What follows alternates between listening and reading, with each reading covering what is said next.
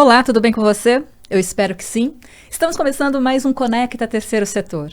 Um local, um momento de aprendizagem, onde a gente informa educando e educa informando sobre as diversas atividades ligadas ao terceiro setor, aquelas que fazem e que promovem o fortalecimento institucional das nossas organizações da sociedade civil.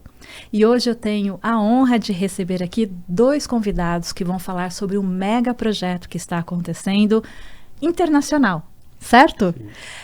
Eu vou pedir para que eles mesmos se apresentem para vocês e já vou pedir um favor para você também. Curta e compartilhe esse vídeo com quem você acha que deva conhecer mais, ainda mais, sobre o terceiro setor. E também obrigada pela sua companhia aqui com a gente. E o meu agradecimento também à professora Kátia, ao professor Felipe, vou chamá-lo de professor durante a entrevista também. E para começar, eu gostaria que vocês se apresentassem para o nosso público. Professora Kátia? Olá a todos vocês, eu sou Kátia Rubio, professora da Faculdade de Educação da Universidade de São Paulo. Sou também formada em jornalismo, psicologia, fiz o meu mestrado na educação física, meu doutorado na educação na Universidade de São Paulo. Sou psicóloga do esporte, pesquiso especificamente a trajetória dos atletas olímpicos brasileiros há mais de 20 anos, tenho 40 livros escritos, participo da Academia Olímpica Brasileira. Sou editora de algumas revistas acadêmicas, como a Olimpianos e a Revista Brasileira de Psicologia do Esporte. E para quem trabalha com Jogos Olímpicos, eu diria que eu me divirto trabalhando. Professor Felipe? É um prazer estar aqui, eu me chamo Felipe Pimenta, eu sou brasileiro e atualmente eu estou morando na Europa. Há 6 anos eu embarquei nessa aventura para realizar um mestrado e, coincidentemente, hoje eu trabalho para uma das universidades onde eu estudei, a Universidade Paris I, Panthéon-Sorbonne. A gente fala popularmente ou Paris I ou Sorbonne há quase 2 anos, e uma das minhas funções atuais é cuidar de parcerias, cuidar de comunicação, de projetos, e além disso eu gerencio 2 programas de mestrado. Um mestrado que é em âmbito europeu, nós somos 16 parceiros, em um programa de como transformar a responsabilidade social corporativa mais fácil, principalmente em comunidades um pouquinho mais distantes de grandes cidades, e um outro projeto é de como compreender o desenvolvimento territorial. E nesses diversos projetos, o que eu tento trazer um pouquinho da minha bagagem em comunicação, eu sou formado em relações públicas e eu fiz um mestrado em desenvolvimento territorial.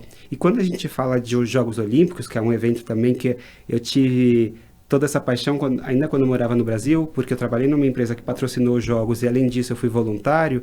Hoje em dia o nosso objetivo é enxergar como que os grandes eventos eles podem ser uma ferramenta de desenvolvimento territorial. Muitas vezes quando a gente fala sobre os grandes eventos, a gente acha que principalmente eles são para os grandes patrocinadores, porque são essas pessoas que ficam muito com a chancela nesses grandes eventos, mas a gente tem a gente enxergou nesses projetos que a gente vai falar hoje, como que um pequeno território pode enxergar um desenvolvimento a partir desses eventos que acontecem. E isso tem tudo a ver com as organizações da sociedade civil, inclusive no nosso país também. A gente vai pegar um projeto que está acontecendo ali fora, mas a gente já passou por isso e a gente pode também aprender ainda mais e também fazer no dia a dia aqui. Mas, para falar melhor sobre esse projeto, eu gostaria que vocês contassem, então, essa novidade que a Universidade Paris I traz sobre os Jogos Olímpicos. Quando a gente fala da universidade, né? A universidade, primeiro que nesses últimos tempos a gente teve uma grande transformação em função da pandemia. Então eu faço parte de uma universidade que, apesar de carregar o nome histórico Sorbonne, ela foi fundada em 1971, quando depois dos movimentos de 68 na França, as universidades de Paris elas decidem se dividir. Então, as unidades, a que eu trabalho, ela é focada em ciências sociais, e dentro da universidade, principalmente com a pandemia, a gente viu uma necessidade de se readaptar, de se reinventar. E algo que já estava acontecendo há cerca de 10 anos é o que a gente fala MOOC, que é um curso online gratuito. Se a gente pensa no Brasil, a gente tem o Telecurso 2000, que era algo que vem assim... Eu sou ainda no Telecurso 2º grau, eu sou anterior a você. Então a gente tem um pouco dessa ideia. Às vezes quando eu estou falando com algumas pessoas que eu sei que já são da minha idade, eu falo, olha, é quase um Telecurso 2000. Então, o que a gente enxergou a gente é uma universidade pública lá, eu estou falando a Paris 1, então a gente enxerga oportunidades pelos editais que acontecem. Então tem vários editais que são abertos e como um programa de mestrado a gente enxerga possibilidades. E já conhecendo um vasto trabalho que era realizado pela USP, a gente até tem um termo de parceria com a USP, a gente tem esse impulso de internacionalização e de estabelecer parcerias. Há um ano, quando eu me encontrei com a professora Kátia, a gente pensou, olha, quando tiver uma oportunidade, vamos unir forças, e a professora Kátia que coordena esse grupo, que tem um trabalho muito bacana, e a gente na Paris 1, a gente tem um histórico, quando a gente fala de Jogos Olímpicos, interessante também, porque foi dentro da nossa universidade que o Pierre de Coubertin, que eu vou pedir para a professora Kátia apresentar ele um pouquinho, e o Pierre de Coubertin ele vai encontrar uma oportunidade no final do século XIX para trazer os Jogos Olímpicos modernos. Então quando a gente estava pensando e lucubrando como que seria o curso, a gente pensou, olha, a gente tem um histórico, então uma primeira semana já poderia contar o que é a nossa história, o que a gente tem ali de patrimônio. Na nossa universidade também foi onde Marie Curie, como professora mulher, deu o primeiro curso, a única mulher a ter recebido 2 prêmios Nobéis. Ixi, agora como será que está o plural, né? Então a gente pensou assim, olha, uma primeira semana a gente já tem um conteúdo histórico para compartilhar. Uma segunda semana a gente vai entrar nos aspectos econômicos. E quando a gente entrar nos aspectos econômicos dos jogos, a gente pode estudar, por exemplo, como que o Sebrae realizou aqui no Brasil um case que se tornou referência para a França. Então a gente no Brasil tem muito conhecimento, a gente às vezes pode até esquecer, mas esse case do Brasil, quando estava acontecendo os jogos lá de 2016, inspirou Paris a ter criado um programa similar. Na terceira semana, a gente vai trazer um pouquinho do que é o conceito de impacto e legado, porque os jogos eles se tornam muito grandes e uma parte desses jogos são financiados pelas pessoas, pelo contribuinte, pelas cidades. Então, existe uma questão de saber qual que vai ser o impacto, o que vai ser o legado, que possa ser em transporte, que possa ser para uma pequena e média empresa, que possa ser para os próprios cidadãos. Então, a gente vem apresentar o que é esse conceito, o que o Comitê Olímpico Internacional, que a gente vai falar COI, entende, o que as cidades também vão cobrar. Numa quarta semana, a gente vai falar sobre como a gente avalia políticas públicas, e para as organizações do terceiro setor é muito importante saber o que é política pública, como que eu posso acompanhar, como eu posso guardar dados. Então, a gente vai explicar um pouquinho como eventos, de uma forma geral, não só os Jogos Olímpicos podem fazer isso. E na quinta semana, a gente conta com cases, e aí que a gente tem a rica participação da professora Kátia e do professor Luiz Alberto, também trazendo esses cases do Brasil. E contar também que a professora Kátia, ela fez toda a parte de metodologia de guia, olha, tem essa pessoa que pode ser contatada. Então, foi um projeto que a gente montou entre Brasil e França, e que hoje a gente conta mais ou menos com mais de 25 professores, vai ser um conteúdo todo disponibilizado, mas eu já falei bastante e a gente vai desenvolvendo ao longo da nossa conversa. É interessante pensar os Jogos Olímpicos para além de uma grande competição. Não é? Eu vejo que assim, o público consumidor, por dizer assim, olha para os jogos, aqueles 18 dias que acontecem a cada 4 anos e que se fixam muito nessa condição de quem é o melhor. Mas para que isso aconteça, são necessários 7 anos de trabalhos, não é? Então, entre o anúncio da candidatura e a realização dos jogos, esse é um cronograma básico que se segue já há bastante tempo. São 7 anos de mobilização, não apenas da cidade, como do país que cedia os Jogos Olímpicos, não é? E é toda uma dinâmica que eu entendo ser fundamental para desenvolver uma cultura olímpica, né? Uma educação olímpica, para quando se assistir aos Jogos, entender que aquilo que acontece ali é muito maior do que simplesmente bola rolando, não é? Então, mostrar para o público e mostrar para as empresas, para os grandes patrocinadores, que, por exemplo, existem patrocinadores globais e existem patrocinadores locais, não é? Então, há lá um conjunto de 4, se eu não me engano, patrocinadores globais que são diretamente ligados com o Comitê Olímpico Internacional. Mas depois tem uma série de cotas de patrocínio que estão relacionadas com o comitê organizador local, que aí você tem toda a aproximação com as empresas globais ou não, que estão relacionadas diretamente com o fazer. Mas fora isso, tem todo o envolvimento da sociedade na realização dos jogos, que vai desde o pequeno comerciante que presta algum serviço para o público que acolhe os jogos, como a gente tem o interesse pessoal em colaborar deste processo. Eu fiz o meu pós-doutorado em Barcelona, no começo dos anos 2000. E eu lembro que os Jogos de Barcelona foi um dos jogos que mais me causou impacto, porque era um nível de participação da comunidade local que, olhando aqui do Brasil, eu não tinha a menor ideia. Eu tinha ido a Barcelona um pouquinho antes dos Jogos e a cidade foi inteira refeita. Os Jogos foram uma grande ocasião para que a cidade se renovasse. Então, obras de infraestrutura, ampliação do metrô, a reabilitação do porto. Os Jogos de Barcelona foi o grande case olímpico do final do século passado para cá. E quando eu fui estudar em Barcelona, eu comecei a conhecer a cidade já fora dos Jogos, mas comecei a entender um pouco o que era para a população de Barcelona sediar os Jogos. E eu lembro de comer num restaurante, numa lanchonete, que tinha um selinho que o comerciante colocava assim, eu participo dessa festa. E eu falei assim, o que significou para você participar dessa festa? Não era pesquisa, mas era curiosidade. Sim. A gente é curioso, né? Tem que fazer o quê? E aí ele falou assim, olha, os Jogos de Barcelona, para nós da Catalunha, era a expressão cultural para o mundo. Porque era a afirmação da nossa identidade cultural, porque afinal de contas, catalão não se diz espanhol, se diz catalão, não é?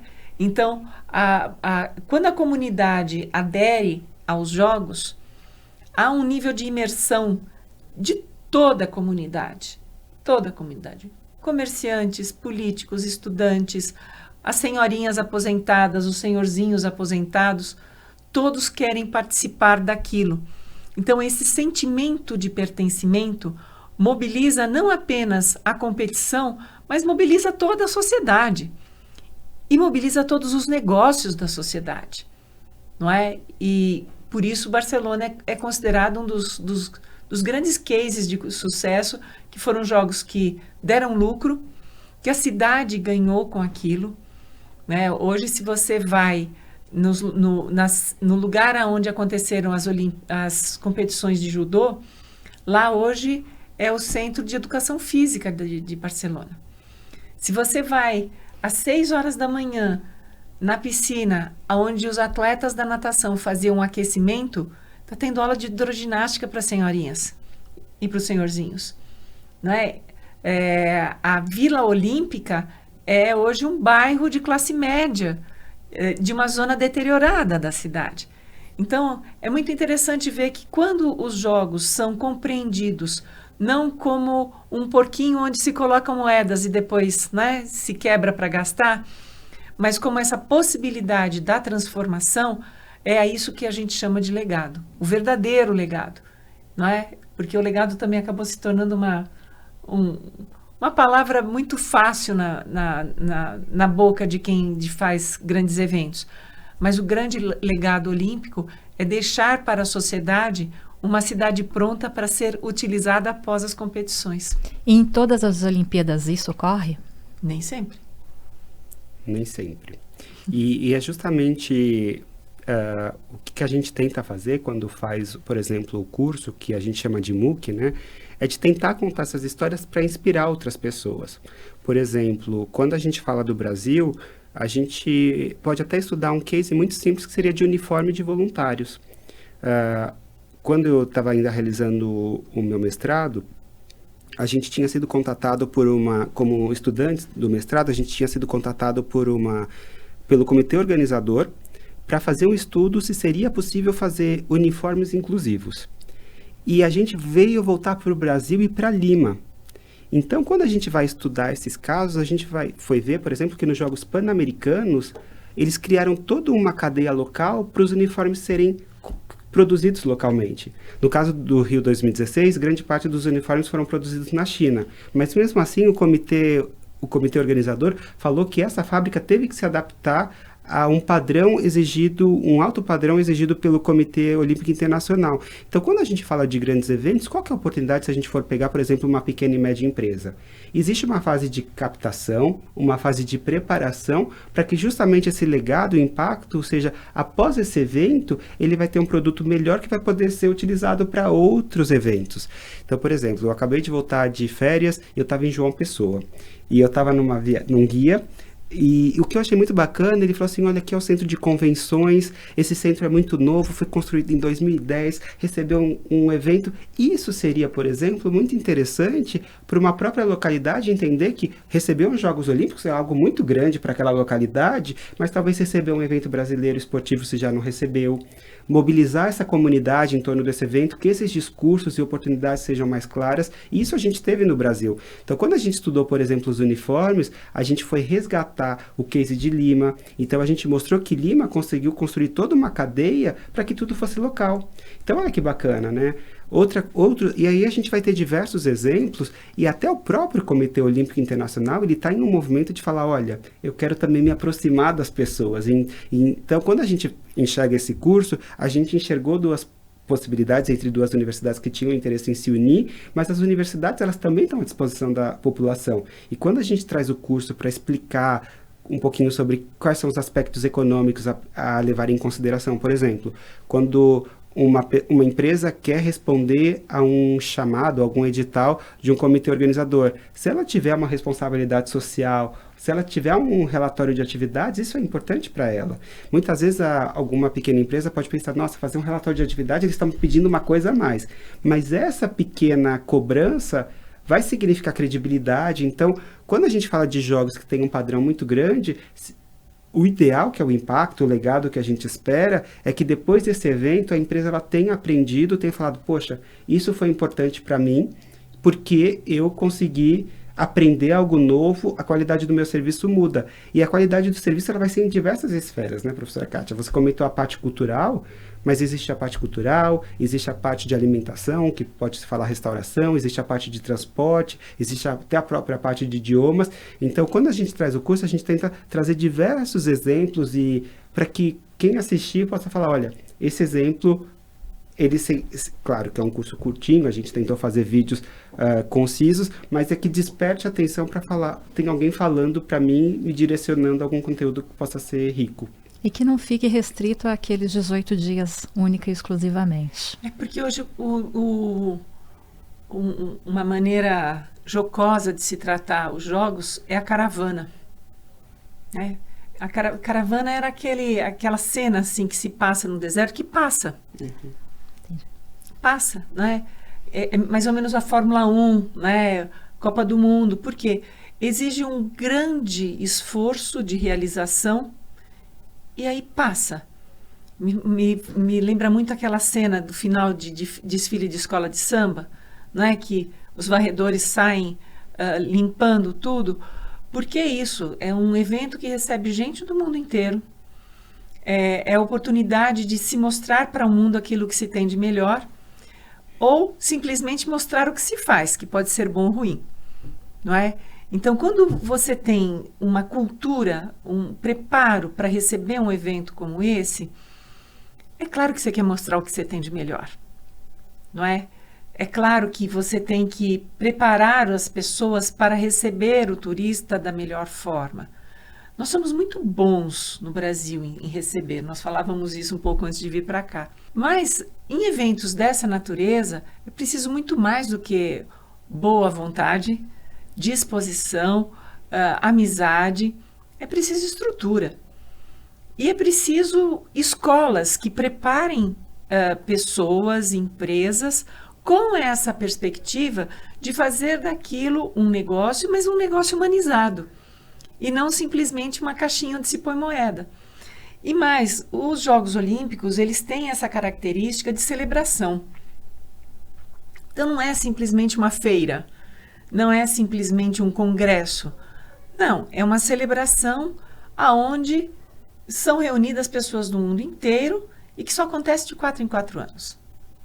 E que aquelas pessoas se prepararam também para estarem ali durante muitos anos. No caso dos atletas, no mínimo 8.000 horas de treinos. não é? Isso significam aí uns bons 8, 10 anos de vida para chegar até lá.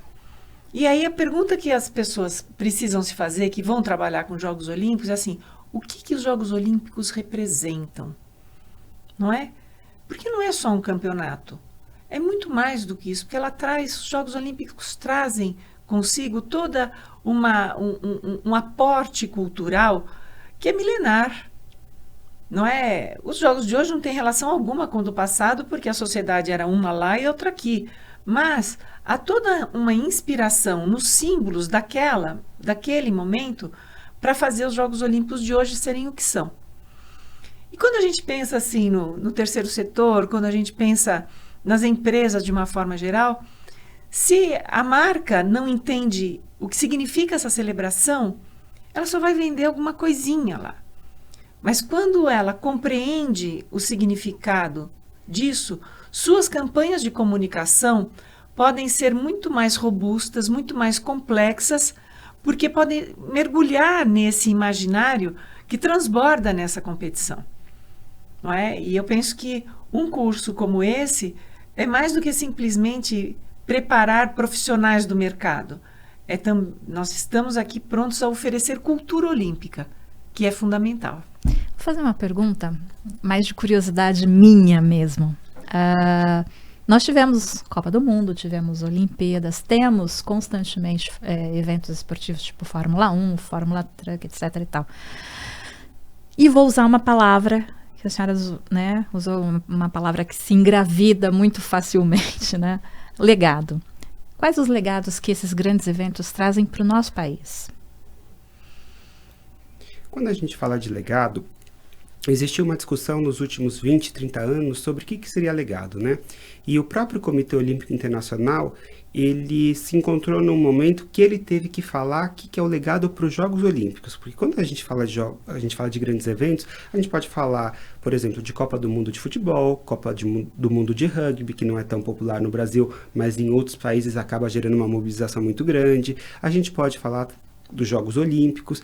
Então ficava como se fosse um vácuo sobre o que era a definição de legado e impacto. E aí, quando o Thomas Bach, que é o atual presidente do Comitê Olímpico Internacional, chega ao poder, uma das suas ações vai ser estabelecer o que é o legado. E quando eles discutem esse documento, vem uma definição que o legado de um país nunca vai ser o mesmo legado da França. Porque esse legado ele tem que ser explicado inicialmente para a população. Então, quando vai ser organizado os Jogos Olímpicos, existe um comitê de candidatura que ele vai estabelecer alguns relatórios que são pedidos. Nesses relatórios, eles vão explicar quais vão ser algumas áreas de enfoque. Então, porque, como que a gente falou, é um evento curto, tem uma duração de 16, 17 dias, também vai ser um evento que vai ser realizado num curto período de 7 anos. Então, o próprio comitê de organização ele vai estabelecer suas áreas prioritárias. Então, por exemplo, o legado do Brasil é diferente do legado da França, que é diferente do legado do Japão. Então, por exemplo, o dossiê de candidatura da França, ele direcionava em algumas questões. Uma delas, transporte.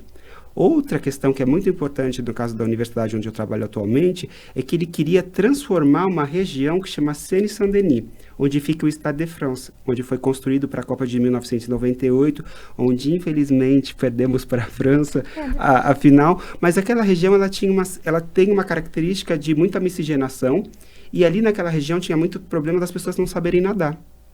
E é muito curioso a gente pensar, realmente as pessoas não sabiam nadar nessa região. Muitos são filhos de imigrante, muitos acabam não tendo um bom desempenho escolar. Então, um dos programas que foi estabelecido para essa região é que as crianças até 8 anos saibam nadar nessa região. Então, eles vão construir piscinas, que o único equipamento grande que eles vão construir no caso de Paris é uma piscina olímpica. Então, o legado ele vai mudar de país para país, até porque o comitê vem falar que o legado ele não vai ser o mesmo. O que vai ser o mesmo vão ser os valores. Existe o movimento olímpico internacional que tem algumas diretrizes, mas o legado ele vai mudar. Então, imagina que mesmo no Brasil, grande parte das competições elas aconteceram no Rio de Janeiro, mas teve uma competição, teve futebol aqui em São Paulo, teve futebol também, por exemplo, em Manaus. Então, algumas facetas vão mudar. E aí depois vem todo o plano do país para falar, olha, esse foi o legado. No Rio, que a gente pode lembrar, teve toda a revitalização da área portuária do Porto Maravilha. Teve a criação de um museu, que hoje em dia é um dos museus mais visitados, que é o Museu do Amanhã.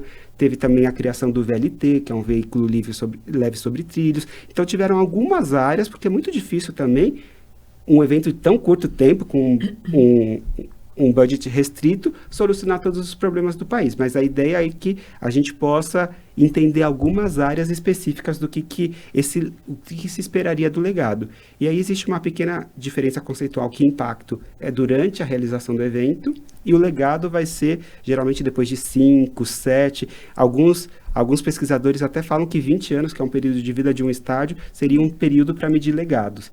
Então, existe essa definição, mas geralmente vai ser a partir de 5, 10 anos que você consegue ver o que realmente ficou de legado, porque aí vai ter os dados, vai ser possível mensurar, muito baseado naquilo que foram os objetivos iniciais estabelecidos. Entendi.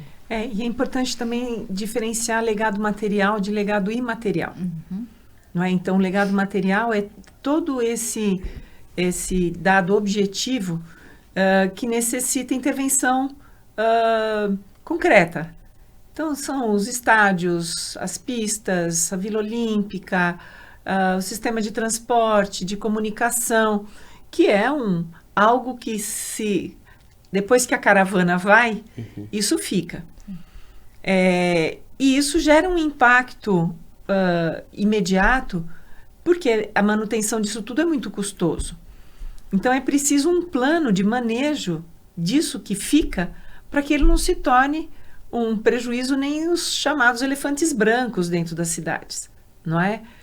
E é isso que eu falo de Barcelona, que Barcelona é um grande exemplo, porque tudo o que foi construído para os jogos tinha uma finalidade posterior e segue lá na cidade. Então, os jogos permanecem vivos na cidade e não só vivos como queridos, porque aquilo não onera a cidade. E o legado imaterial é tudo aquilo que está no plano da cultura e da educação. Então, isso que nós estamos fazendo aqui, eu diria que é um legado imaterial dos jogos. Porque a gente está falando de cultura esportiva, a gente está falando de cultura olímpica, a gente está falando de valores que são passíveis de serem desenvolvidos na medida em que os Jogos Olímpicos se tornam alguma coisa presente no cotidiano e não apenas naquelas 2 semanas e pouco da realização da competição. Então, quando você tem uma educação olímpica bem feita, a gente pode dizer que isso é um legado imaterial positivo. Não é? As pessoas vão entender o que significa, por que a cerimônia de abertura é assim, não é? Quais são os 7 valores olímpicos, não é? Quando a gente fala lá excelência, igualdade, respeito, isso é muito mais do que simplesmente uma competição, não é? Mas isso é algo que vem atrelado com esse adjetivo olímpico, mas que, na verdade, faz parte de todo o processo de educação e transformação do ser humano. Que é tão necessário. Uhum. Né? Um outro exemplo de legado imaterial é o próprio voluntariado, né?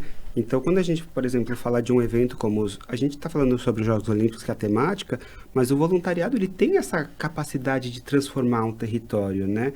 Então, no Brasil, a gente teve o maior evento esportivo que capacitou voluntários. E o intuito é que depois dessa celebração, esses voluntários continuem atuando.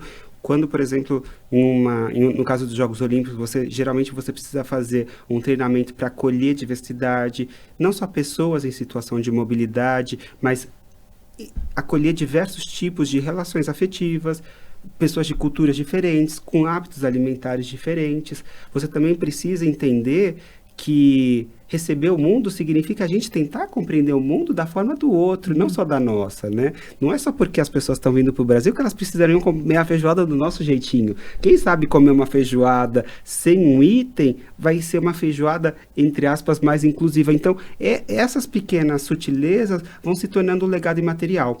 Um outro exemplo que seria legal a gente falar, existe um fotógrafo brasileiro que se chama João Maia, que é um fotógrafo cego que cobriu os Jogos do Rio de Janeiro e os Jogos de Tóquio Tóquio, e hoje ele está sendo exposto na universidade onde eu trabalho, justamente como uma outra parceria do que foi realizada junto com a USP.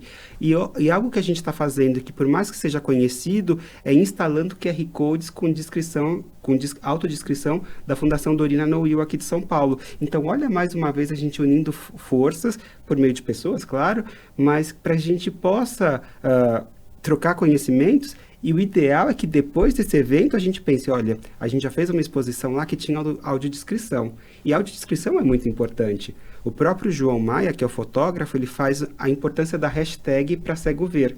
Porque ele explica como que no celular dele ele vai enxergar uma foto e se tiver aquela descrição com aquela hashtag, como que aquilo vai ser inclusivo. Então, isso é um pouquinho do legado material que a gente vai aprendendo. Geralmente, esses grandes eventos, eles têm um nível de exigência maior, que a gente idealmente aprenderia, se adaptaria, mas que essas ações depois vão se tornando cotidianas, que a gente possa depois ainda dar um passo a mais. Então, no primeiro momento, a gente fez a exposição sem os QR Codes, a gente adaptou os QR Codes no meio da exposição, mas se alguém já for realizar essa exposição, que o objetivo é que ela seja itinerante, ela já vai estar mais bem adaptada do que as primeiras semanas. E aí a gente vai começando essa cultura da transformação por esses grandes eventos, que pode ser um grande evento para a localidade, mas que também pode ser um grande evento como os Jogos Olímpicos. Educação. Sempre. Vamos voltar um pouquinho então a falar do curso. Quais são os profissionais que estão envolvidos e que apresentam as aulas? Quando a gente escolheu os cursos, a gente teve duas grandes universidades de desenho no projeto, que foi a própria Universidade de São Paulo e a Universidade de Paris, Panthéon-Sorbonne, mas a gente tentou encontrar profissionais que pudessem representar esse universo que a gente falava. Então, na primeira semana, por exemplo, a gente tem Diane de Coubertin, que vai ser uma sobrinha neta do Pierre de Coubertin, contando um pouquinho sobre esse familiar dela. A gente depois tem um professor suíço que chama Jean-Loup Chapelet, que ele vai contar um pouquinho da evolução do Comitê Olímpico nesses últimos, a gente vai falar no último século, mas nesses últimos anos. Eu vou fazer uma pequena apresentaçãozinha na primeira semana sobre o nosso histórico da Sorbonne. Numa segunda semana, a gente vai ter dois pesquisadores, um que chama Vladimir Andreev, que ele pesquisou os Jogos Olímpicos nos últimos 40 anos, ele conhece todas as questões importantes sobre como medir impactos de Jogos Olímpicos, por que geralmente os Jogos Olímpicos saem mais caro do que o previsto, e por que os Jogos de Paris já passaram um pouquinho do previsto. A gente vai ter um outro pesquisador que chama Vincent Golan, que ele vai falar o que é a atratividade de um território. Depois a gente vai ter, numa terceira semana, pessoas falando sobre o que é legado, o que é impacto, e a gente vai fechar, por exemplo, o MOOC com alguns cases. A gente conta com a participação especialíssima da Kátia, contando um pouquinho sobre o Brasil, a importância do atleta. A gente também conta com o professor Luiz Alberto Farias, contando um pouquinho sobre o que a comunicação nos grandes eventos existe. Por que alguns países árabes também estão querendo tanto receber grandes eventos. A gente vai ter uma pesquisadora britânica, metade britânica, metade chinesa, que ela vai contar o que seria legados para regiões que nem existem jogos. Então, imagina que a gente pegasse não Minas Gerais, vamos pegar o exemplo, por exemplo, de Santa Catarina. Se eu não me engano, Santa Catarina não teve nenhum estádio que recebeu os eventos nem de Copa do Mundo, nem de Jogos Olímpicos. Existiu legado nesse território?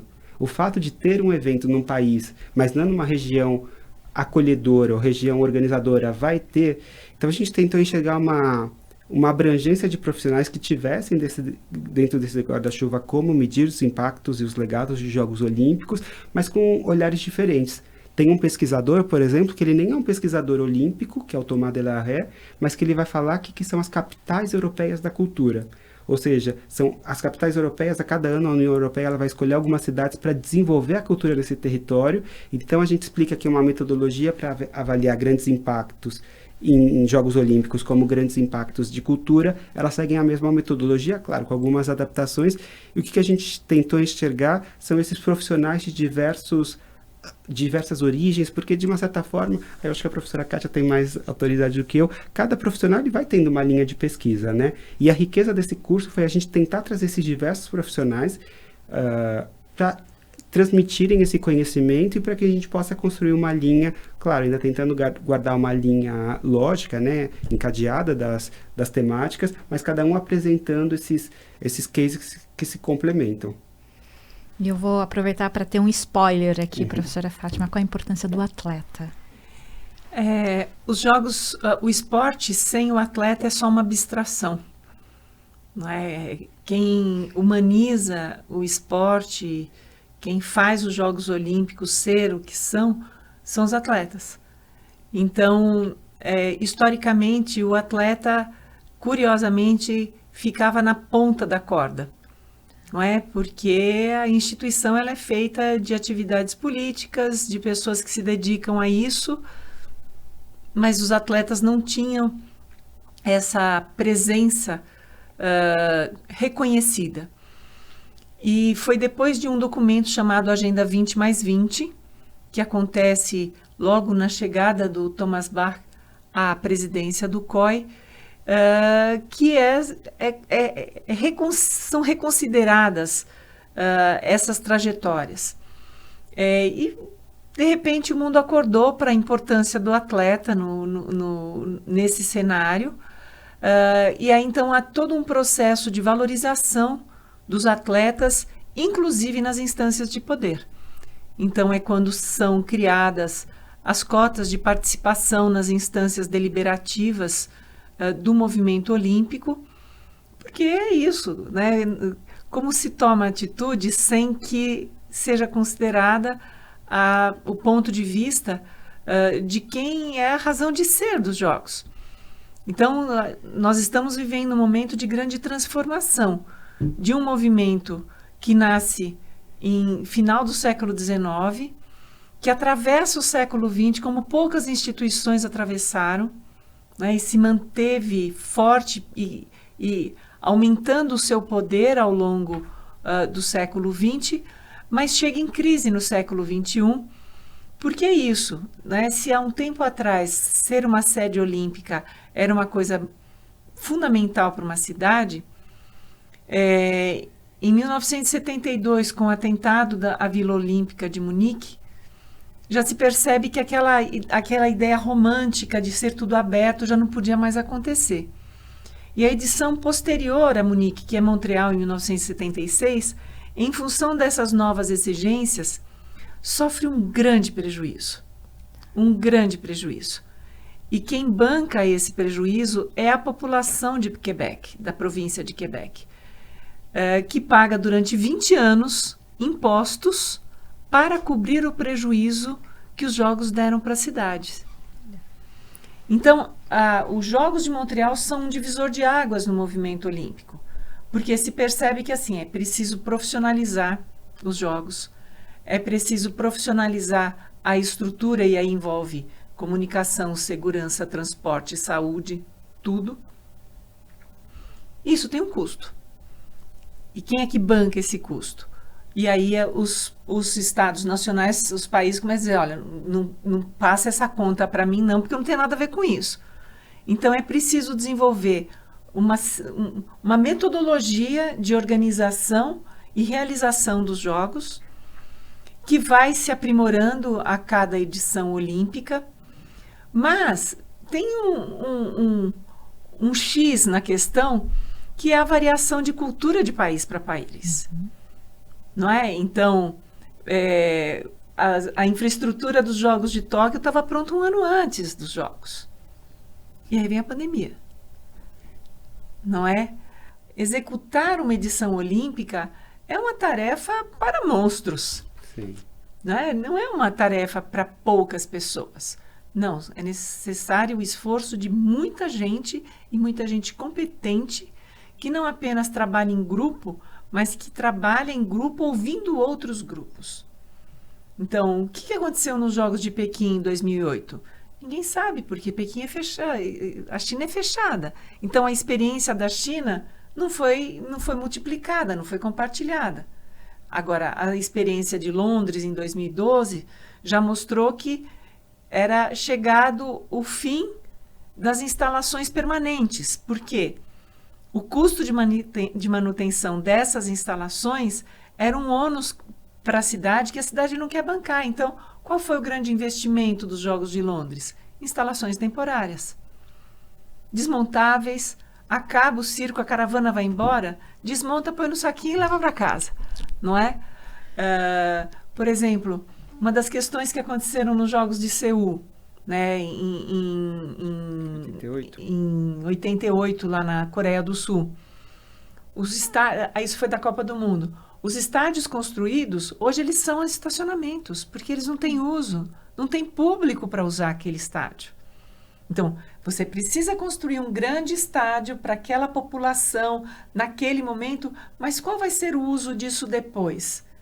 Então, se não se pensa nesse depois com muito carinho e como se pode readequar aquela instalação para o uso local, ela vai se tornar um problema.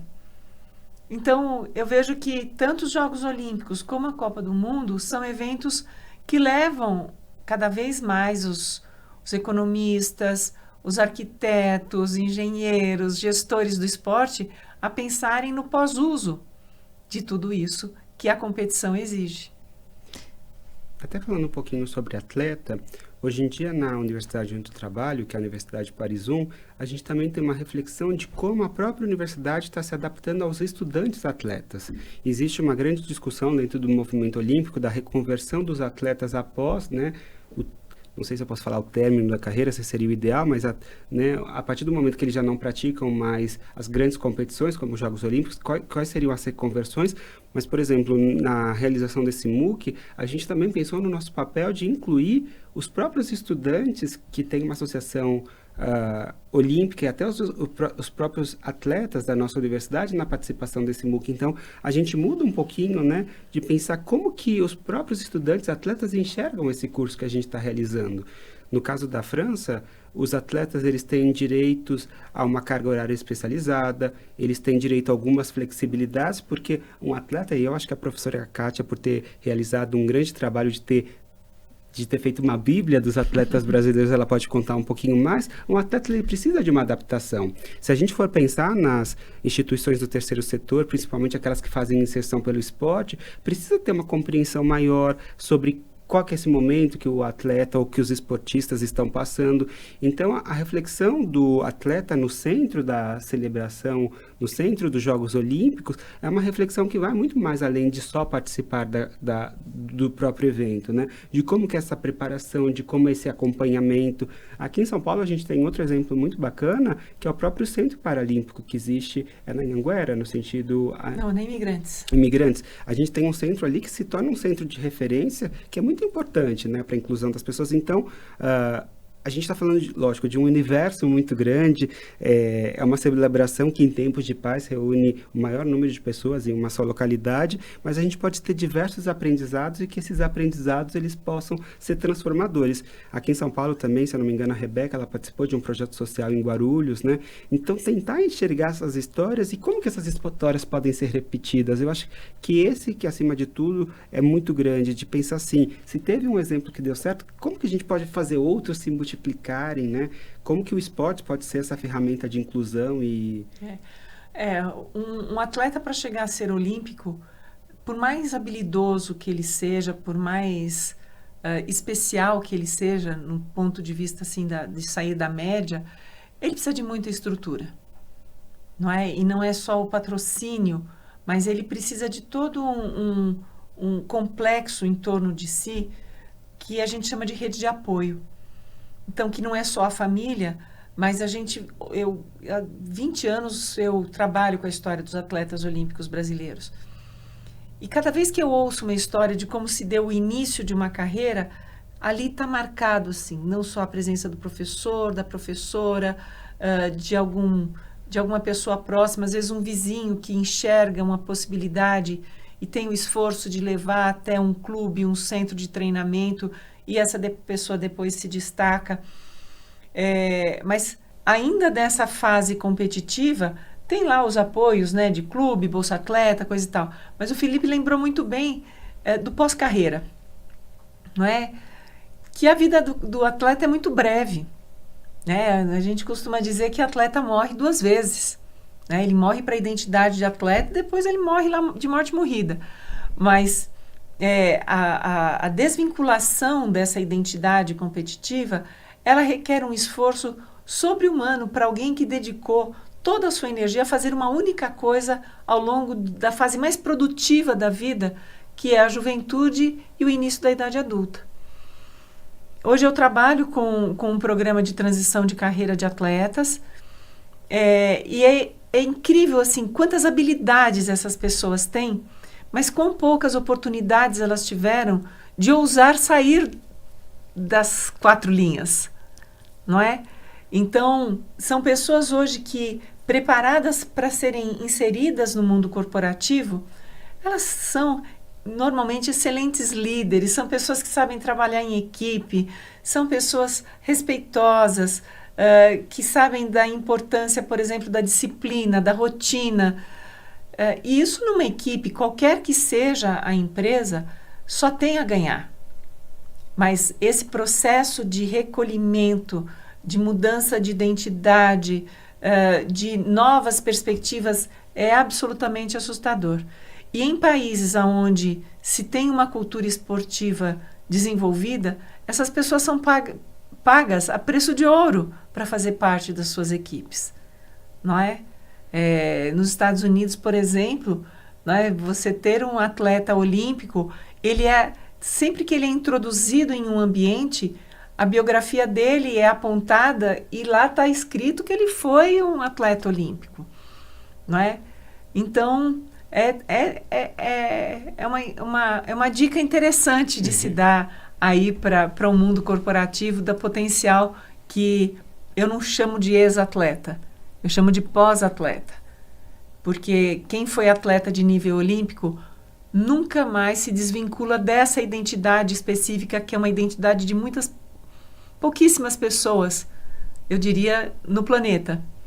Então, elas têm essa marquinha, esse pinzinho na lapela que poucos carregam. E é uma oportunidade também de atuar no terceiro setor. Também já puxando aqui a sardinha para o nosso público também. Né? Que foi o próprio caso do Raí com a Fundação Gol de Letra, Sim. né? Que é um exemplo muito próximo de quem se encontra em São Paulo. Sim, sim. Bom, nós estamos chegando ao final do nosso bate-papo aqui, e eu gostaria de pedir para que você, Felipe, falasse como que podemos acessar o curso. O que é interessante do curso, a gente tentou trazer um curso que a gente mostra a nossa própria história dentro da universidade. A gente também reuniu diversos profissionais que tinham ali uma agenda muito, às vezes até muito apertadinha, e o interessante dele é que atualmente ele vai estar disponível inicialmente numa plataforma francesa, e o intuito é que a gente consiga encontrar parceiros pelo mundo. A gente está sendo bem ambicioso, e no Brasil o intuito é que a gente tenha, a partir que o curso esteja todo já disponibilizado, porque ele está em fase de edição, que possa vir para plataformas como a própria Escola do Terceiro Setor. A gente está em conversas com uma plataforma europeia também para ele ser disponibilizado, porque nesse primeiro momento ele está numa plataforma que chama France Numérique, France Université Numérique, uma universidade francesa digital, mas a ideia é que todo esse conteúdo que a gente produziu, ele possa ser difundido, porque uma das grandes dificuldades que a gente encontra também como universidade não é só produzir o conteúdo, é que esse conteúdo possa ser acessado. Então, tem algumas pequenas questões de licenças que a gente pede para as pessoas, por exemplo, não editar o vídeo, tentar usar o vídeo na sua integralidade, mas o objetivo é que esses vídeos possam ser divulgados, para que essas boas notícias possam se espalhar, né? E nós temos boas notícias para trocar. Então, nesse primeiro momento é uma plataforma francesa. Os cursos eles vão estar traduzidos em português, francês e inglês. Então, logo, logo teremos novidades de plataformas.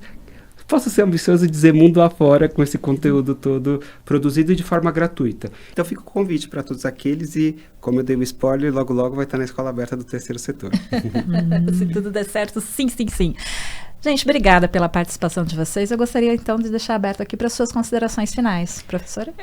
Eu vejo essa iniciativa, foi um feliz encontro entre nós, pela difusão daquilo que a gente chama de educação olímpica, o quanto é importante conhecer aquilo que está por trás da competição para que a competição aconteça. E é claro que isso é uma expansão de horizontes, não apenas para os atletas, mas para o mundo corporativo de uma forma geral. E eu espero que esse curso contribua para essa finalidade. Felipe? Eu queria agradecer pela oportunidade, queria fazer um convite para as pessoas que se interessarem pelo curso conhecerem, se inscreverem. Quando a gente fala de jogos, a gente vê muito atleta, toda a equipe técnica, mas tem muitas pessoas como nós, né, pelo menos a professora já tem uma experiência maior, que ficam nos bastidores pensando com muito carinho, com muito cuidado os conteúdos que foram disponibilizados, e esse curso é um pouco reflexo de um trabalho de quase 14 meses que agora está disponível. E eu acho que outra mensagem que eu gostaria de passar, quando a gente pensa muito Rio, Paris, a gente pensa, nossa, Paris deve ter feito coisas completamente diferentes, e muito pelo contrário. O Rio de Janeiro foi uma fonte de inspiração muito grande para os Jogos de Paris, porque nesse momento Paris estava participando de um processo de candidatura. Então, muito do que eles colocaram na candidatura deles foram cases brasileiros que foram adaptados, envelopados, mudados de nome, mas tem um DNA nosso. Então, sejam mais que bem-vindos a participar desse curso, e que valorizando também aquilo que a gente tem de bom, porque a gente tem muita coisa boa. E esse curso é um reflexo disso também, tá bom? Eu agradeço de coração mesmo a participação de vocês dois aqui. Foi verdadeiras aulas, ensinamentos aqui, que eu tenho certeza... Eu aprendi bastante com vocês, então obrigada, muito obrigada mesmo. E eu tenho certeza que você também aprendeu muito nessa nossa conversa de hoje. E gostaria de agradecer a você também pela sua companhia até agora, e já te faço um convite para que estejamos juntos na nossa próxima entrevista. Um abraço e até lá!